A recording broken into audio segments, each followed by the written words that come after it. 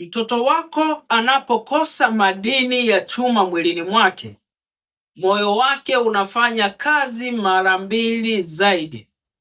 Hali hii inaweza kupelekea akili ya mtoto pamoja na moyo wake vikaweza kuharibika, lakini pia na hata kuathiri maisha yake ya baadaye.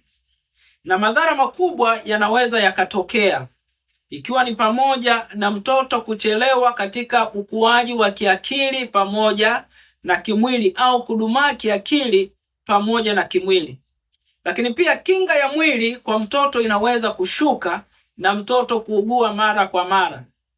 Na pia ikiwa kama mtoto ana changamoto ya upungufu wa madini ya chuma, basi moyo wake unaweza ukapata shida, anaweza akapata matatizo ya moyo. Na vile vile mtoto anaweza kujikuta akawa anapata magonjwa mara kwa mara.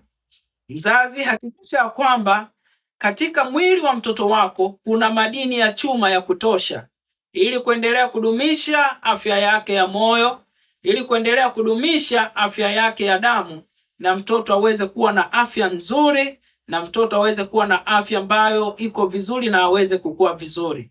Kumbuka ya kwamba mtoto mwenye afya ni ushindi wa familia. Mtunze leo, akutunze kesho.